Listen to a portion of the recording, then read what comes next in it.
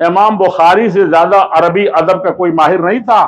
بڑے بڑے ادیب آئے, سب ٹکرا کے چلے گئے. بعد میں لوگوں نے کہا کہ امام بخاری جو کہا تو وہی بات صحیح ہے.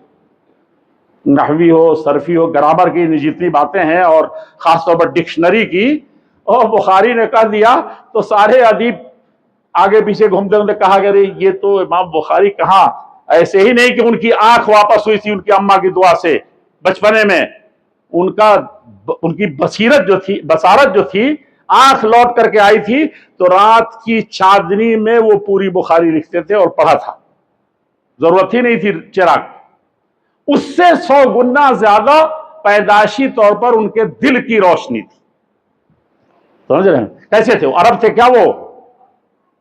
اور اس وقت عرب عجم دنیا تماشے. عرب تھے, کسی عزت کر لیتا کہ ہاں عالم کی تو وہ عربوں ہی کو حقیر سمجھتا ہے. جتنے افکار کی دنیا میں اس وقت کتابیں لکھی گئی ہیں, عجیب حماقتیں پڑھ کر کے ہوتی ہیں, سب ان کے ہاں پہلے سے ہیں. اور اس وقت یہاں اردو میں انواع میں کنوا راجا لکھ دیا کچھ تو وہ سب سے بڑا عالم ہو گیا, سب سے بڑا یہ ہو گیا. آیا کہاں سے تھا وہ؟ بہت زیادہ اپنی زبان پر کنٹرول کرنے کی ضرورت ہے. اللہ تعالیٰ جب اپنے بڑوں کی ناقدری کریں گے, اپنے بزرگوں کی, اپنی تاریخ کی ناقدری کریں گے, تو آپ ایسے ہوں گے کہ تمہاری داستان تک بھی نہ ہوگی داستانوں.